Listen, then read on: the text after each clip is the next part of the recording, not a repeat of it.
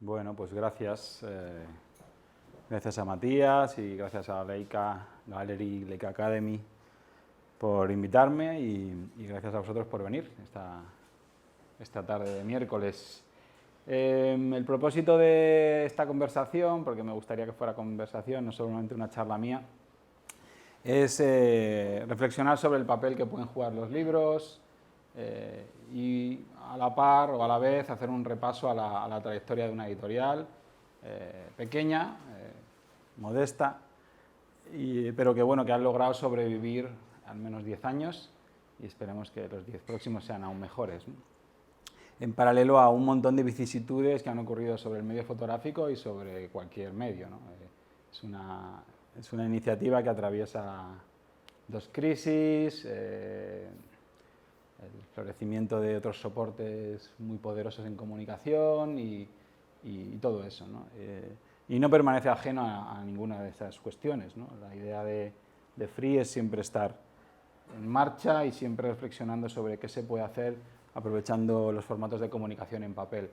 Cuando yo diga libro o fotolibro, pues hablaré de casi cualquier formato de comunicación en papel, porque como veis así en un vistazo rápido, lo que hacemos, aunque los voy a ir pasando para que los veáis, porque creo que dar una charla de libros sin traer libros es posible, pero es raro, ¿no? Es como cuando me piden una charla de libros por Zoom, digo, venga, lo hacemos, pero no sé, ¿vale? Es evidente que no todo se puede hacer por Zoom, aunque haya gente que piense que sí, pero bueno, estamos aquí, me gusta estar, me gusta esta sensación de prestarnos atención los unos a los otros, ¿no? Y creo que el libro no es una cuestión nostálgica, es una cuestión de concentración, el libro ayuda a cierta concentración. Y bueno, por eso, entre otras cosas, a mí me gusta tener libros, leer libros, ver libros y hacerlos. Y bueno, pues en esta aventura empezamos, ¿no? Lo primero que yo me di cuenta cuando empecé a ver los libros que había en otros era en su capacidad de comunicación, su capacidad de emulación, ¿no? Siempre cuentan, por ejemplo, que yo voy mucho a México y siempre cuentan en México que la modernidad en la fotografía entró a México a través de la biblioteca de Manuel Álvarez Bravo, que era uno de los fotógrafos emblemáticos de México, ¿no? Así que esta idea de biblioteca a mí me interesa mucho, como de estos artefactos que están latentes y que están esperando que alguien los coja, los abra y los active, y a partir de ese momento pueden pasar cosas. Son inspiradores, guardan sus esencias, no necesitan batería, tienen un montón de ventajas. Se conservan bien, ya sabemos que al menos 1000 años o 2000 o incluso más si están bien conservados. Es decir, que estamos en unos artefactos que exigen una cierta responsabilidad, ¿no? Porque se supone que vamos a imprimir, gastar papel, contaminar o hacer un consumo y vamos a tener una idea, una vocación de cierta posteridad, ¿no? Así que, bueno, es interesante la responsabilidad cuando uno va a hacer un libro, ¿no? Así que, bueno, armado por un lado con esta emoción de utilizar estos soportes para comunicar a distancia y en ausencia de los autores, y también consciente de la responsabilidad que suponía, pues yo empecé con la idea de poder hacer libros, ¿no? Así que, bueno, la idea editorial estaba clara, la idea de independencia estaba también muy clara. De algún modo yo quería desvincular, de ahí también el nombre de la editorial, quería desvincular el libro de otros soportes posibles. Es decir, yo no quería hacer catálogos que referenciaran a otra exposición, quería hacer libros que en sí mismos funcionaran, independientemente de lo que conocieras del autor o lo que hubieras visto. Es decir, unas unidades de autocomunicación o de comunicación autoconsistente, ¿no? De alguna manera, si tú te encuentras un libro de Free en una mesa, lo que espero es que funcione por sí mismo, no necesites más información. Eso me dirigía o me predisponía a un tipo de libro más narrativo, que quizás es lo que a mí me interesa más, ¿no? No son libros que busquen fetichismo, no son libros de artista, no son libros que generen escasez. Es decir, las tiradas son pequeñas, pero porque el mercado es pequeño. Nada me gustaría a mí más que editar 250.000 ejemplares de cualquiera de estos libros, ¿no? ¿Vale? Es decir, no hay ninguna vocación de minoritaria, hay una vocación todo el rato de comunicación. ¿Vale? Hay gente que concibe el libro como un elemento de colección o de fetichismo o de generación de escasez, de numeración, de 1, de 3, 4 de 3, ¿no? Y yo concibo el libro como elemento de comunicación. Así que son elementos en general abiertos. Y eso se podía hacer solamente desde una independencia. Solo podíamos publicar o solo queremos publicar o solo quiero publicar los libros que de verdad me interesan. Y me interesa que pervivan en el tiempo. trabajos con una hondura, con un recorrido, con un cierto peso y pensar todo el rato cómo transformar ese proyecto en un objeto. La mayor parte de las decisiones van en esa flecha, ¿no? Tú tienes un proyecto que no tiene forma y hay que dotarle una forma concreta, un objeto concreto. Como cada objeto tiene sus particularidades y sus calidades y sus materiales, quedaba completamente descartada la idea de colección. Es decir, no puede haber que la solución de objetos sea la misma para muchos proyectos diferentes. Sé que es cómodo, en general las colecciones bueno, pues, tienen su utilidad, en términos de producción son mejores, pero yo quería huir todo el rato de la colección, ¿no? Y lo de española o no española, pues era simplemente porque yo empezaba a trabajar, primero empecé a trabajar con mis trabajos, luego con los trabajos de Nofoto, que era a mi alrededor, y luego con los trabajos de otros fotógrafos que no son de Nofoto, pero que me interesaban, ¿no? Así que es una cuestión de distancia, de que sigo creyendo firmemente que no se puede hacer un trabajo editorial consciente si no conoces el trabajo, si no acompañas al autor y si no lo haces, le das esa forma juntos, ¿no? Así que estas son como las tres razones por las que estas tres palabras están, ¿vale? Editorial, independiente, española. Todo nació con este primer libro. Era un libro que yo llevaba mucho tiempo queriendo hacer, es un proyecto propio, se llama Noray, y básicamente es un libro que habla del mar Mediterráneo. El mar Mediterráneo como espacio de cruce, espacio de tránsito, espacio clásico, atemporal. Es un libro que funciona desde la temporalidad, es analógico, formato cuadrado, blanco y negro. Y es un libro que es un viaje, no hay más propósito que mirar, que viajar y que luego contar una historia. Pero es una historia al paso, es una historia de peatón, de persona que baja de un barco, se mete en un puerto y llega a unos ciertos lugares, ¿no? Está organizado del día a la noche. Hay mil maneras de organizar un libro, pero siempre hay que pensar, no puede ser que un libro tires las fotos al azar y como caigan, caen. No, los libros siempre tienen secuencias, este concretamente está organizado desde el día a la noche. Y como parte final tiene unas cuantas páginas en las que se indica, si hay un mapa y unos diarios de viaje que acompañan al relato inicial. De tal manera que tú al principio estás perdido, no sabes si estás en la orilla norte o en la orilla sur del Mediterráneo y al final obtienes cierta información extra, ¿no? Este libro yo intenté, estamos hablando del año 2010, 2011, cuando yo estaba cerrando este proyecto, yo intenté publicarlo con las editoriales que existían en ese momento. En ese momento había muchas menos editoriales que ahora, estaba La Fábrica, estaba una que se llamaba, en Barcelona que se llamaba Actar, que entonces hacía bastante foto, ahora hace menos, que creo que sigue vigente, más de arquitectura, y no había muchas más opciones. Así que bueno, las propuestas que me vinieron y bueno, vi que no se entendía bien el proyecto, así que decidí buscar dinero. Así que hay una opción primera que es buscar editorial y luego si no está la opción de buscar dinero. Y yo encontré dinero, un poco de dinero en Francia y luego en una iniciativa que se llama Cursala, que ha sido la manera de hacer el primer libro de muchos de nosotros. Y bueno, pues con eso decidí hacer el libro que yo quería hacer. Podía haberse quedado en algo autoeditado, sin más, pero yo decidí pues, inventarme una marca. Lo propuse en Nofoto para que fuera como la editorial de Nofoto, no salió y como Nofoto era una democracia, pues la hice yo. Pero podía haber sido la editorial de Nofoto, no hay ningún problema, ¿vale? El caso es que este fue el primer libro de la editorial, ¿vale? Es un paso para... Voy a pasar todos y los veis, los escucháis. ¡Ay, va! Cuidado. ¿Vale? Así que así nace la editorial Free en el año 2012, con este primer libro, del que se hicieron una tirada normal para ese momento, que eran 1000 ejemplares, 600 en español, 200 en inglés, 200 en francés. Bien.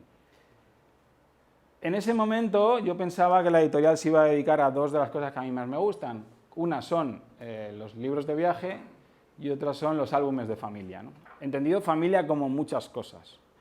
Por ejemplo, a mi lado, en Nofoto, estaba Jonas Bell, fotógrafo de Nofoto, que estaba desarrollando un trabajo en un bar concreto de Madrid que se llama El Palentino, en el que era un bar de acogida. En realidad es un bar tan necesario en cada barrio, tan necesario en cada ciudad, ¿no? Es un bar en el que uno puede ir a cualquier hora y más o menos se va a sentir bien y lo van a atender. Y es un típico tipo de bar refugio, ¿no? Y fue el refugio para muchos de nosotros también durante tiempo, ¿no? El caso es que a mí me gustaba mucho este proyecto y la dimensión que había que darle, pues de esto podemos hablar mucho, de cómo a cada objeto, cada proyecto tiene su objeto, ¿no? Así que en un lugar así callejero, bueno, modesto, digamos, pues había que hacer un libro modesto. Heredero de los fanzines clásicos, esto significa una 5, 32 páginas, es decir, 8 folios doblados, ¿vale? ¿Qué es un fanzine? 8 folios doblados y grapados. Pues estos son 8 folios doblados y grapados. Con un extra que tenía, una especie de fanzine interior, en el que se llamaba El primer café de la mañana, esta serie, en el que tú podías elegir tu combinación de barra favorita con tus amigos, ¿vale? Con tus colegas, ¿vale? Tú podías decir, mira, me voy a tomar algo con este y esta, ¿no? Bueno, es decir, tú podías de alguna manera. ¿Vale?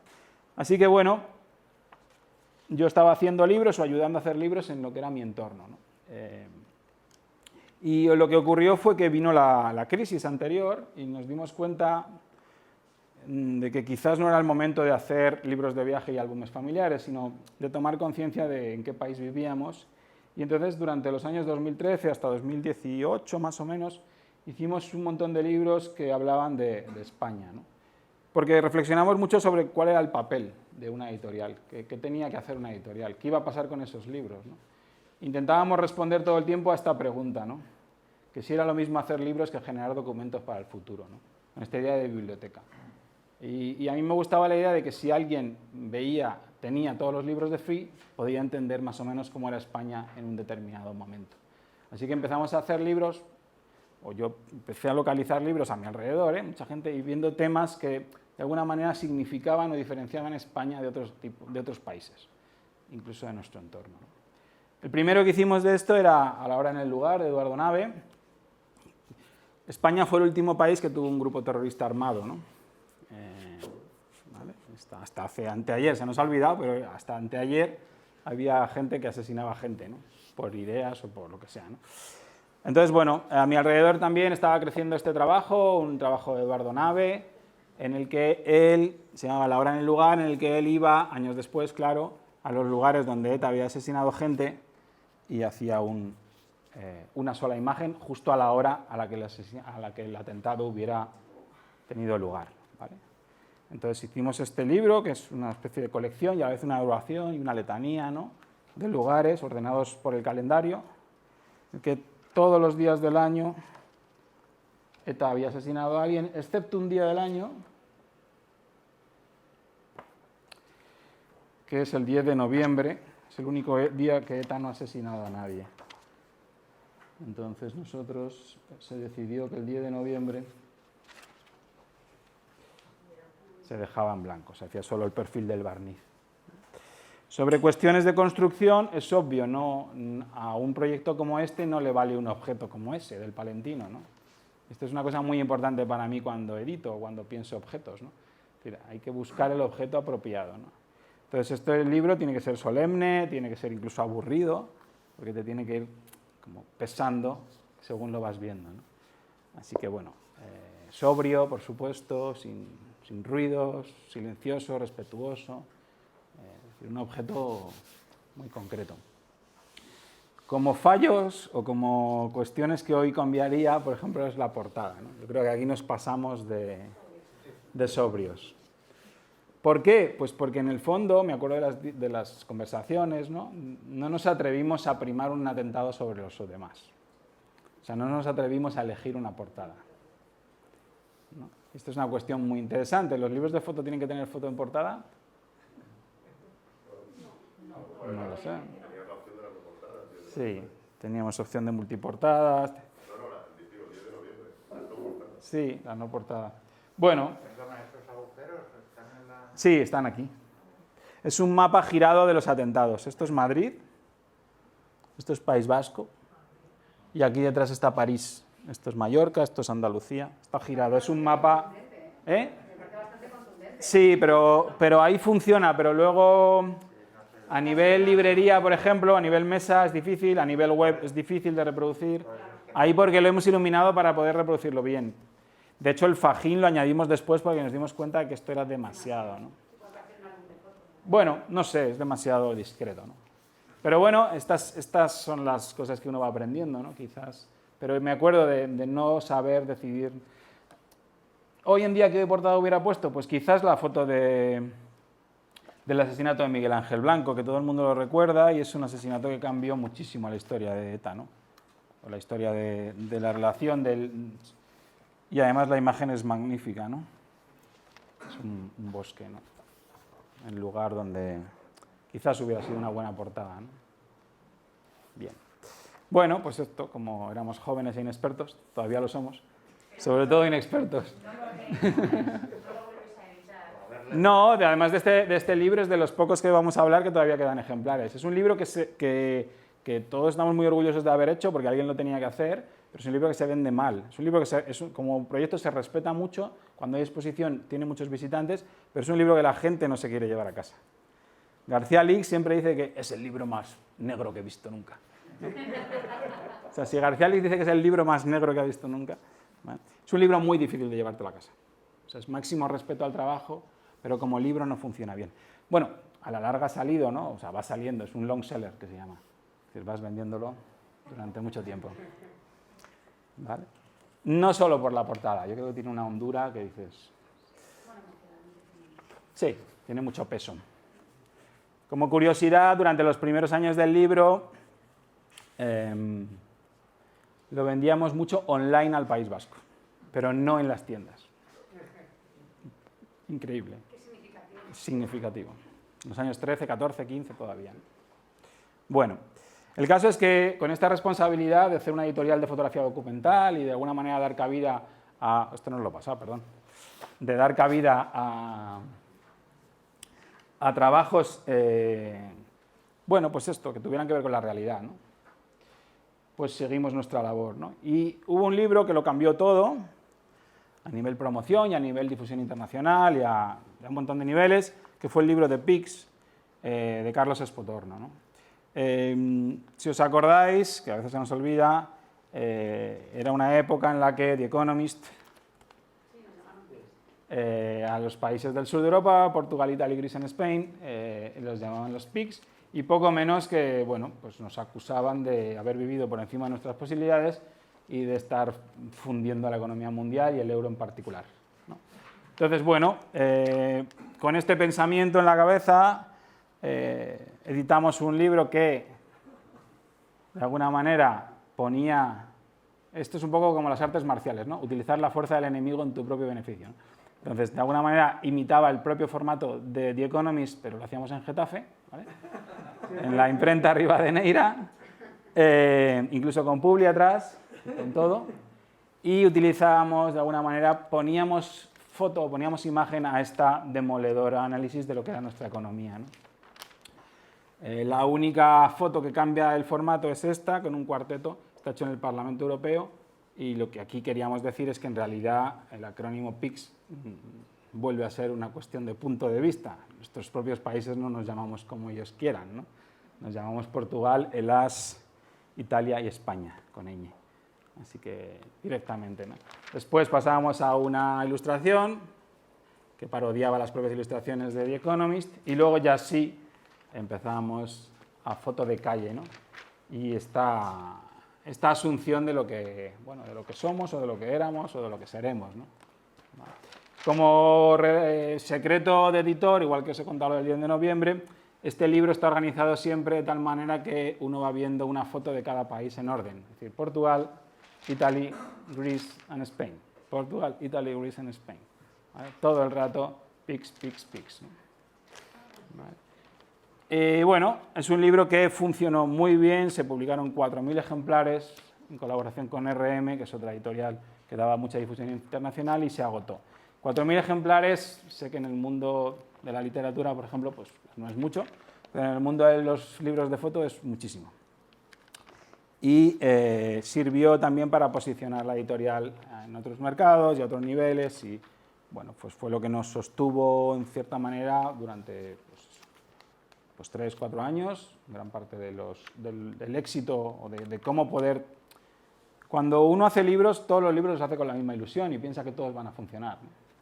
Cuando uno lee los libros, la autobiografía de Feltrinelli, por ejemplo, el editor italiano, él cuenta eso también, que Todos los haces con ilusión, no sabes cuáles funcionan, cuáles no. Si tienes suerte, funciona uno al año y ese uno tira del resto, ¿no? Pues esto es lo que nos pasa. Este es el que tiró durante un tiempo de la editorial, ¿no? Os lo paso. La contraportada la hizo el propio Carlos Espotorno. Se inventó un banco que se llama WTF Bank, What the Fuck Bank, cuyo eslogan era You don't need money, all you need is credit. O sea, no necesitas dinero, lo que necesitas es crédito. ¿Vale? Es decir, la parodia o la autoparodia iba hasta en la etiqueta del precio. El de Pix valía 9,99, ¿vale? Con etiqueta de supermercado de Costa, ¿no? Y además en las ferias hacíamos una cosa que era muy cerda, muy pic, que era quedarnos con el céntimo. Venían los alemanes con su billete y querían el céntimo. No. Black money, le decía yo, no, black money. Bien. Bueno, en fin. Es decir, es un proyecto que el objeto cuadra muy bien con el contenido del proyecto, se comunica muy bien y bueno, evidentemente no todos los autores están preparados para hacer ciertas renuncias de control de calidad. Está hecho en rotativa, con lo cual el control de las imágenes no es tan estable. Hay que renunciar a ciertas cosas para hacer un objeto barato que comunique mejor. Repito, no todos los autores están dispuestos y no todos los proyectos piden esto, ¿no? Evidentemente hay proyectos que piden unas calidades y proyectos que piden otras. Una editorial o un editor o un grupo de diseñadores o un autor debería estar abierto a escuchar a su proyecto para que le determine un objeto, no ir directamente al objeto que quieres. Hay unas conexiones entre objeto y proyecto que deberíamos fomentar. Cuando lo encuentras, el objeto se dispara. Es decir, la coherencia de todo se dispara. Así que, bueno, este es un claro ejemplo de proyecto que funciona bien porque todo cuadra, todo encaja, ¿no? ¿Y lo distribuisteis en librerías? Sí, claro, sí, nosotros tenemos una distribución en librerías en España y a nivel internacional. No, en kioscos no. Intentamos ir con estos porque el sueño de Espotorno era tenerlo en los aeropuertos, pues según él, The Economist es para el aeropuerto. Y además nos pasamos horas buscando el papel adecuado para que doblara como dobla The Economist, que por lo visto tiene que doblar así para metértelo en la chaqueta. Yo no tengo ni idea, ya sabéis, yo ni chaqueta ni The Economist, pero él sí. Entonces él sabía muy bien cuál era. Y teníamos una obsesión con meterlo en los relay de aeropuertos, se llama relay, ¿no? En la cadena de aeropuertos. No lo conseguimos. Porque no acogen, o sea, no sabían dónde ponerlo, porque en la parte de revistas era no periódica, con lo cual no es revista. Entonces, en la parte de... no lo conseguimos. Pero bueno, fue por otros canales y funcionó muy bien. Pero sí. La distribución es clave y es difícil, ¿no? Luego podemos hablar también de eso si queréis. Bueno, el caso es que empezamos a hacer este tipo de proyectos que hablaban de la crisis en el país, o de complementario, o en parte complementario, en parte inspirador de The Pix fue este proyecto que se llamaba Todas Direcciones, en la que 6 fotógrafos, 4 hombres, 2 mujeres, algunos de no foto, otros no de no foto, hicimos una colección de mapas para viajar por España en aquel tiempo, ¿no? Así que son 6 mapas de carreteras, cada uno responde a las 6 carreteras principales, los 6 caminos reales de Felipe II, y bueno, pues cada uno es diferente. Simplemente son los mapas, ¿vale? Este es el de... mira, este justo es el de Espotorno, el de la A4, Madrid-Algeciras, o Madrid... la A4, la que baja al sur, la carretera de Andalucía. Este es el mismo autor que The Pix. Y bueno, otra vez esta idea de que, bueno, si estás haciendo un conjunto de viajes por carretera, ¿por qué no hacer una colección de mapas? Que no son mapas, en el fondo, son inútiles para viajar, pero bueno, pues es decir, la apropiación de soportes ajenos es una característica de Free y de muchos también, otros muchos editores y editoriales, ¿no? Así que bueno, tienes 6, una colección, cada mapa es diferente, ¿eh? No, y por maquetación, por ejemplo, el de la carretera de Valencia, que es el que hice yo. Este es una diagonal, no está todo ocupado. Vale. Y yo mantuve el orden de kilómetro. Es decir, empezaba en Madrid y acababa en Valencia. Esto es Madrid y esto es Valencia. O sea, está en orden, según vas por la carretera. Lo de en medio, donde no hay nada, eso es La Mancha. ¿Vale? Bueno. ¿Eh? Claro. Ya sabéis que La Mancha es esta cosa que hay en medio para que los madrileños vayan al mar, ¿no? Puedo decir esto porque soy manchego, ¿eh? Me puedo meter con La Mancha todo lo que quiera. Bueno, pues esto. Pues parece. ¿Cómo se vende? En pack, con esta cajita.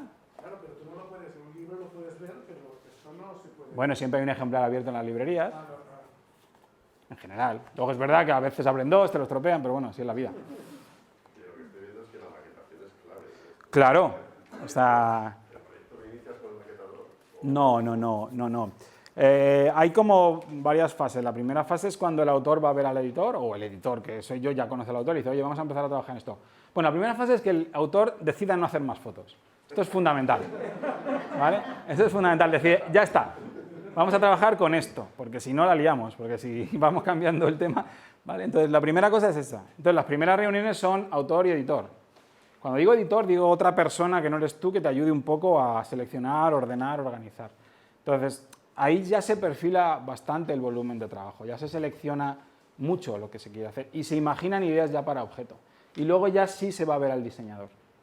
Pero el diseñador no tiene nunca todo el material disponible, no es aconsejable que tenga todo el material disponible, sino que venga ya filtrado por estas primeras fases. Pero sí, el trabajo del diseñador es fundamental, igual que el del impresor. O sea, un libro es una aventura colectiva y está lleno de trampas, hay un montón de cosas que pueden salir mal. O sea, es decir, todo el mundo tiene que estar súper alineado. De alguna manera, el impresor, incluso el encuadernador, tiene que saber qué tipo de libro es, por qué necesita que tenga un cierto tacto, por qué necesitas que abra bien, por qué necesitas... Bueno, un montón de cosas. Todo el rato es importante que el autor tenga claro algunas cosas básicas de su objeto y el editor le va a ayudar. Pero sí, los diseñadores son clave en todo esto. Yo trabajo con diferentes diseñadores dependiendo del proyecto que pienso que le va mejor a un diseñador u otro. ¿Esto lo imprimisteis en plano o en rotativa? Eso se imprimió en plano en una imprenta no de las que trabaja con 70-100, sino en la mayor, Grafilur, las que hacen libros de texto, que tiran en unas planchas mayores. 120, 160. Por lo menos. Sí. Bueno. El siguiente libro también que ahondaba en la particularidad de España y en alguna de las crisis posibles es un libro que hice yo, que se llamaba Salitre, en el que yo trabajé, y aquí es otro uso del libro como vehículo expresivo, o como formato de comunicación, más que vehículo expresivo, que me interesa resaltar, ¿no? Yo entré, por otro encargo, entré en Lavapiés a una casa de las que se llaman casa patera, es decir, una casa muy pequeña en la que vive mucha gente que está de modo ilegal en el país, y me quedé fascinado primero por la cuestión humana, pero también por la cuestión fotográfica. Es decir, los senegaleses que vivían allí, 12 personas en 50 metros cuadrados, tenían muchas fotos, las usaban, las conservaban, las guardaban, las enviaban, se las enseñaban. La fotografía era muy importante y es muy importante para ellos. Así que yo pensé que por qué no hacíamos un proyecto allí dentro, solo, sin salir de la casa. Se podía haber enfocado de muchas maneras, pero mi manera de enfocarlo fue tan sencilla como ¿qué les puedo dar yo de espacio individual a ellos para dejar de tratarlos en plural? Fijaos que hasta cuando yo hablo de ellos hablo en plural. Siempre son los inmigrantes, los senegaleses o incluso los negros del Bajo, que era como eran conocidos en el edificio. ¿Vale? Entonces, para hacer un ejercicio de individualización de ellos, yo pensé que ya que no les podía dar un espacio individual en el ámbito laboral ni en el ámbito, casi prácticamente de los derechos, sí podía hacerles como editor un espacio individual que fuera un libro. Así que mandé a hacer 12 libros en blanco de 16 páginas cada uno, como este, y se los entregué. Y cada uno de ellos desarrolló lo que quiso. Es decir, libremente cada uno de ellos, individualmente, diferencialmente, como quieras llamar, hizo un libro sobre su vida. No es habitual, pero he traído los originales porque no me quedan de los otros, ¿vale? No me quedan los facsímiles, ¿vale? El proyecto final era un libro número 13, que era este amarillo, que explicaba lo que yo os he contado, con entrevistas, retratos, algunas imágenes del interior de la casa, etcétera, y sus 12 libros, que es la parte fuerte del proyecto, ¿no? No deja de ser un intento de hacer fotografía documental sin intermediarios. De algún modo es la inmigración contada por los propios inmigrantes, ¿vale? Cada uno hizo lo que quiso. Hay gente que dibujó, hay gente que usó imágenes, hay gente que escribió. Bueno.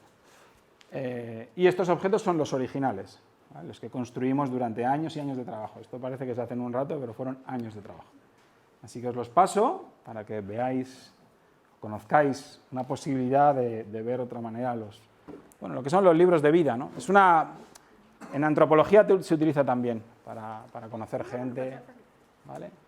Para que los veáis, los originales. Y otra vez estaría aquí la reflexión de qué libro necesitamos, qué objeto necesitamos, ¿no?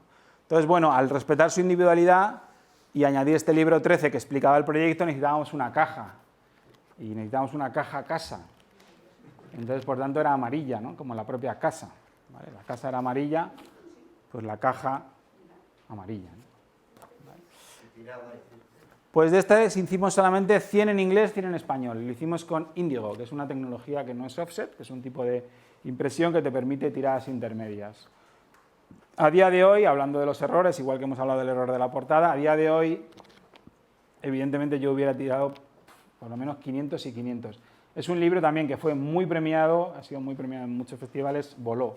Se agotó antes la edición inglesa que la española incluso, y es un libro que si tuviera ejemplares se seguirían vendiendo a día de hoy. Pero bueno, cuando uno estima el impacto de lo que está haciendo, pues se equivoca, ¿vale? En este caso, por ejemplo, pues siempre que se te agota un libro piensas que te has equivocado. En cambio, eso es que tienes montañas todavía en el almacén, dices, bueno, ¿vale? Es decir, que no haberte quedado con uno es un error. ¿eh? Que no haberte quedado. Ya, ahora mismo hay un problema. No tengo varios, lo que pasa es que ahora mismo hay una exposición en Casa África, en Canarias, que están allí, ¿vale? Así que bueno, la posibilidad de reeditar es muy compleja en fotolibros, en realidad casi nadie reedita, por muchas razones que luego si queréis hablamos, ¿no? Es decir, es tan caro que lo ideal sería acertar con las tiradas, ¿no? Que fueran suficientes, ¿no? También en esta idea de trabajar sobre la España contemporánea, hicimos este proyecto, se llama Nación Rotonda. La importancia de los títulos, ¿no? También es una cosa muy que uno debería darle muchas vueltas a cuando hace un proyecto, ¿no? Nación Rotonda es un título bastante poderoso, ¿no? Y el subtítulo es buenísimo, porque es Antes todo esto era campo, ¿vale? Y lo que hacía este proyecto era sencillamente, a través de Google Earth y Google Street View, hacer una comparativa de la destrucción del paisaje español, ¿no? Con el paso del tiempo. Está hecho por un grupo de arquitectos, ingenieros y fotógrafos que ya venían de una web que se llama Nación Rotonda, y es la recopilación, digamos, de esa web, ¿no? También es un libro que se agotó bastante pronto, es de los pocos libros el único libro en realidad que Free hizo por crowdfunding. El crowdfunding era un espacio natural de financiación porque ya venía de un entorno web y funcionó muy bien el crowdfunding. También es de estos libros que a mí me gusta hacer, que aspiran a ampliar público, ¿no? Que no sea un solo libro para fotógrafos. Funcionó muy bien entre ingenieros, arquitectos, es decir, es un libro sencillo. Esto es justo lo que van a demoler ahora en el pantano ese de Valdecañas, se llama, o algo así, en Extremadura. Sí, sí. Bueno, pues hay muchísimos ejemplos que no sabes si reír o llorar. Esta, por ejemplo, es una rotonda que es más grande que el Bernabéu, que está ahí en los Cañaverales. Este es el Bernabéu a escala y la rotonda, ¿no? Ahí está, esto es un desarrollo que está en el sureste, no sé si lo habéis visto, yendo para Vallecas, por la A3 y tal, esto no se desarrolla nunca. Bueno, pues la rotonda, ¿no? Una pata de jamón, o sea... Bueno, España es así, señora. Bueno, es decir, el humor también es una... No todos los proyectos tienen humor, pero el que tenga, pues hay que intentar enfatizarlo, ¿no? Yo creo que es una virtud en comunicación. Esto no significa banalizar las cosas, pero hay proyectos que el humor los acompaña y lo arrastra, ¿no? Bueno, en esta idea de publicar lo que no estaba publicando otra gente y de dar un poco de espacio en papel a los fotógrafos documentales, que son los fotógrafos que a nosotros nos gustan, y ya que la prensa o parte de la prensa pues estábamos perdiendo pegada, ¿no? La prensa ha dejado de ser el motor de la fotografía documental, ahora el motor de la fotografía documental pues son las fundaciones, las ONGs y los propios fotógrafos, ¿no? Luego ya sí, quizás te dan un espacio y publicas después, pero el impulso casi nunca viene de un encargo de prensa, como quizás antes, ¿no? Entonces, bueno, llegamos a la conclusión de que por qué no nos arriesgábamos y hacíamos un periódico, ¿no? Este periódico se llama Dúo y, bueno, nos dimos cuenta de que la gente, los fotógrafos y también los periodistas, los escritores, lo que reclamaban más era tiempo para trabajar y espacio para desarrollar el tema. Entonces digo, bueno, pues ¿por qué no hacemos un lugar en el que tiempo y espacio sean suficientes, ¿no? Así que, bueno, ese lugar son 48 páginas. en blanco para llenar con una buena historia hecha a medias entre un fotógrafo y escritor, o fotógrafa y escritora, claro. Y bueno, una de las cosas que más me gusta es que está hecho en la rotativa del ABC. O sea, en realidad es un ABC, pero lleno de otra manera. ¿Vale? Y no se mueve, si no mueves las máquinas, consigues un resultado mucho más barato. Es decir, si después de tirar el ABC de ese día tiran lo tuyo, que entra, pues la capacidad o la posibilidad de hacerlo por economía, digamos, se facilita, ¿no? Así que bueno, de esto es el único elemento, digamos, coleccionable que Free edita y publica. Hemos hecho 5 hasta ahora, pero bueno, nunca se sabe cuándo va a aparecer el siguiente. Como bien dice aquí en la contra, Dúo es un periódico monotemático de aparición imprevisible. Entonces, ya veremos cuándo sale el siguiente. Llevamos mucho tiempo preparando uno sobre memoria histórica, pero de momento no lo hemos sacado. Los que sí hemos sacado fue que fue los 10 años del 11M, por Eduardo Nava y Valeria Sacone. El número 2, con un texto magnífico de Isabel Navarro y con fotos magníficas también de Pablo Chacón sobre accidentes de tráfico. El número 3, sobre el último cine porno de la ciudad, de Laura Martínez Lombardía y Sara Brito, magnífico trabajo también de inmersión en un lugar que ya está desaparecido. El cuarto, Gianfranco Trípodi y Guillermo Abril, que trabajan habitualmente para El País y El País Semanal, con un desarrollo muy grande de trabajo en la frontera sur, Ceuta y Melilla. Y el 5, sobre la ley Mordaza, un trabajo de Daniel Mayrit y Ignacio Trillo, que es un abogado especialista en libertad de expresión, ¿no? Entonces, estos son los 5 periódicos que hemos conseguido hacer, también os los paso, para que los veáis, por allí, lo que sea. ¿Vale? Bien. Y esta es un poco nuestra voluntad, y la voluntad que se manifestó más hasta 2018, ¿no? En 2018, digamos que la intensidad de las crisis había remitido un poco y empezaron a aparecer a nuestro alrededor algunas historias otra vez personales que nos vinculaban a la idea de álbum o a historias pequeñas, ¿no? No había esta cosa de trascendencia ni de documentación de un momento histórico, ¿no? Así que de algún modo, pues, bueno, pues nos pudimos relajar, ¿eh?, en algunas cuestiones, ¿no? Y surgió este libro, que ahora mismo es el que, igual que The Pigs fue el que sostuvo la editorial en los primeros 5 años de vida, el libro que sostiene a la editorial en los segundos 5 años de vida es este libro, que es un libro con una historia muy personal, pero a la vez muy universal, con la que cualquier persona que haya estado alguna vez en minoría en algún ámbito se identifica muy fácilmente. Es un objeto muy poderoso para el que desarrollamos lo que llamamos la edición popular, es decir, una edición de bolsillo con un coste final de 10 euros, ¿no?, que también es una cosa muy a tener en cuenta, cuánto debe tener un libro para que comunique mucho, ¿no? Así que cuánto debe valer, ¿no? Y es una historia de Rubén H. Bermúdez, que es una persona que es negra, mestiza, y no sabe por qué. Sus 2 padres, sus 4 abuelos, sus 8 bisabuelos son blancos, ¿vale? Y bueno, él va creciendo y va asumiendo su negritud y te lo va contando de una manera muy precisa, con unas imágenes que corresponden a su iconografía personal, mezcla su álbum con sus referentes televisivos y con 10-12 textos de una precisión asombrosa, ¿no? Y este libro, su mayor virtud es esta precisión en estos textos.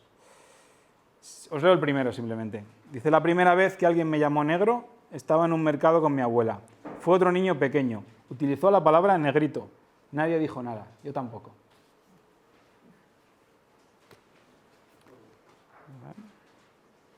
Eso. Vale. Una reflexión sobre cómo convertir, ¿no? Cómo convertir una historia individual en una historia colectiva, ¿no? Este libro funciona a otros niveles. Me permito leeros el último, cuando él ya ha asumido su negritud. De hecho, ahora es una de las personas que dentro de la comunidad afrodescendente bueno, pues es un referente dentro de la comunidad afrodescendente, acaba de hacer una película que se llama Todos nos gusta el plátano, que ganó el Festival Documenta, y bueno, es una persona que no sabe por qué es negro, pero ha decidido asumir su negritud. Dice: no sé quién me lo dijo, puede ser descendiente de esclavos, personas secuestradas y esclavizadas. La mayoría venían del Golfo de Guinea por vía de Portugal o Sevilla a España. Tú eres africano, Rubén, eres africano. Calu me habla muy en serio, me abraza. Jason no lo ve tan claro. Gritamos juntos que las vidas negras también importan. El Atlántico Negro. Y entre medias, todo su descubrimiento, toda su adolescencia, todo su... ¿Vale? Lo dejo como artefacto activador de emociones. Cuidado con él, ¿eh? Bien.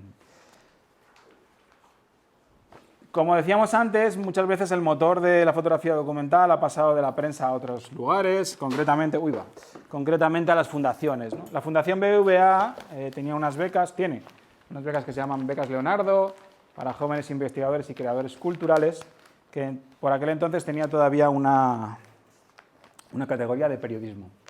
Entonces, tanto yo como Sofía Moro, que fueron los dos siguientes libros en la editorial, ganamos en la misma convocatoria 2016 esa ayuda, para poder hacer unos proyectos pues despacio, como se debería poder hacer las cosas.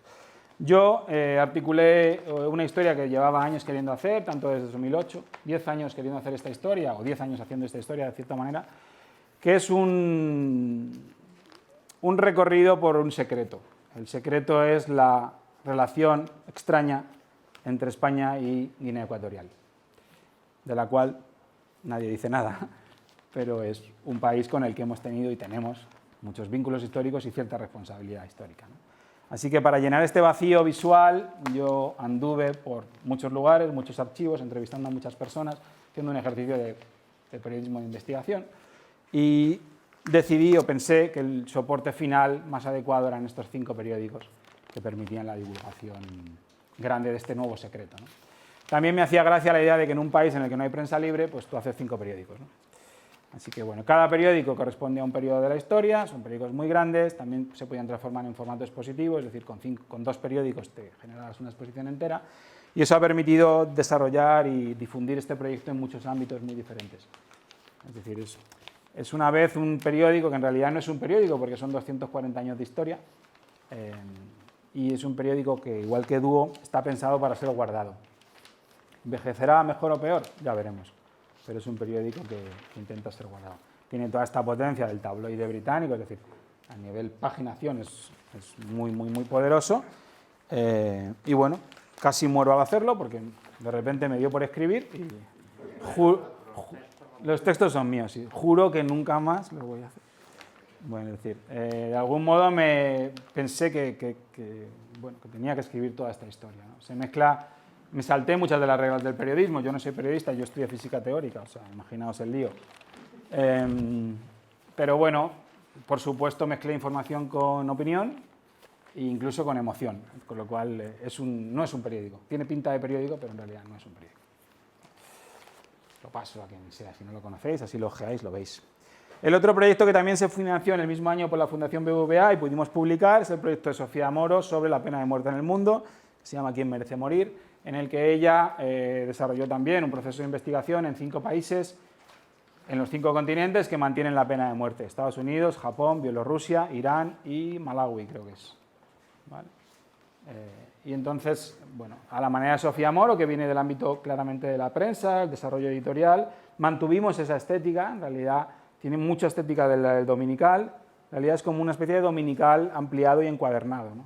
Con 5 historias muy desarrolladas, en el que hay investigación, entrevistas, retratos, ambiente, es decir, todos los componentes de lo que era el reportaje clásico, ¿no?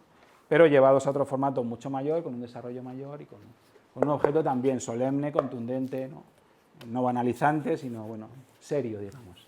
Y se percibe como es un trabajo de fondo, en realidad es un informe, ¿no?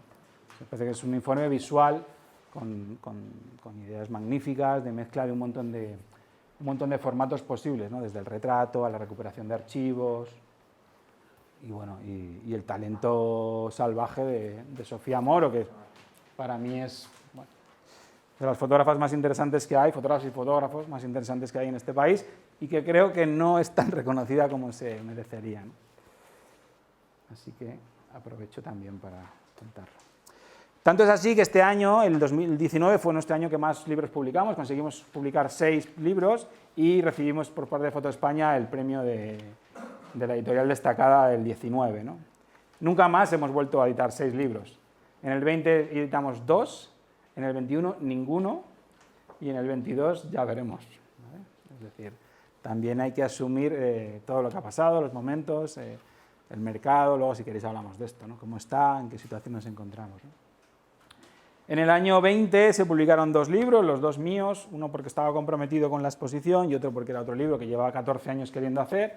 Ese libro que llevaba 14 años queriendo hacer se llama Un lugar de la Mancha y cuenta la historia de mi propia familia.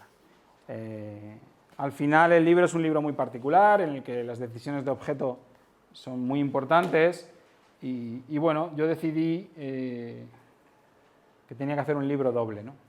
Mis 2 padres, mis 4 abuelos, mis 8 bisabuelos son del mismo pueblo, ¿vale? Yo soy la persona menos cosmopolita del planeta, ¿vale? Entonces decidí hacer un libro doble en el que la historia de los Balbuena estuviera aquí y la historia de los Carabaña aquí. Entonces tú puedes ir leyéndolo en paralelo o puedes leerlo como quieras, ¿no? Hasta que llega un momento en el libro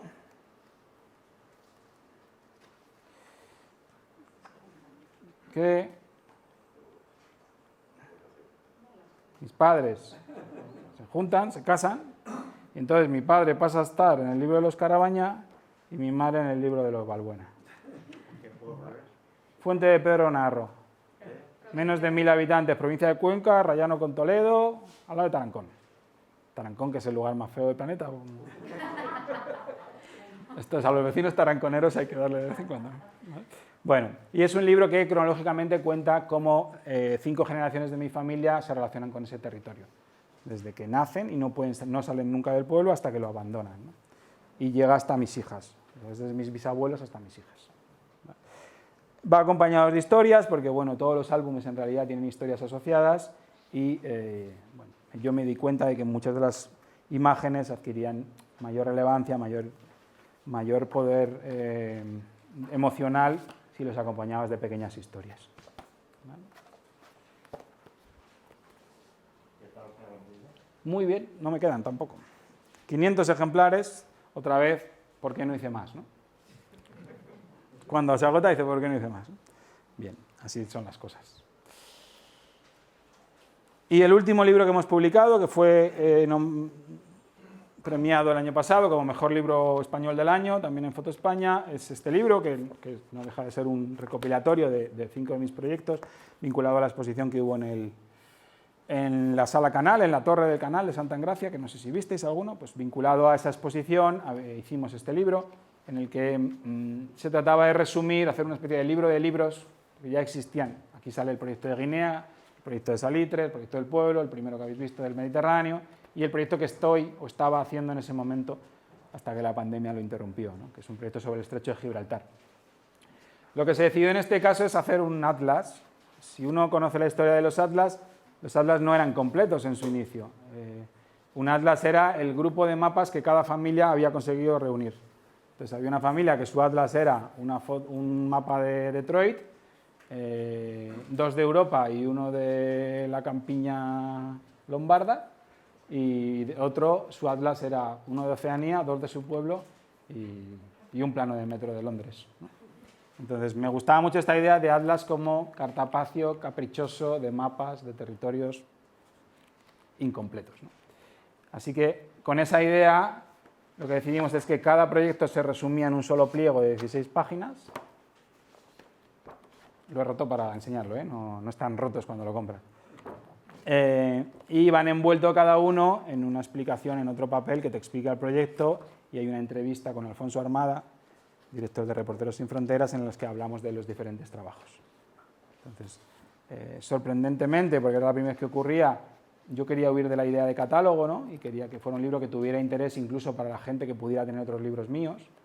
Y bueno, pues también ha funcionado muy bien. Los catálogos tienen siempre sus rémoras y sus concesiones, pero bueno, creo que al final sí ha quedado un libro como libro que puede ser independiente y puede funcionar bien.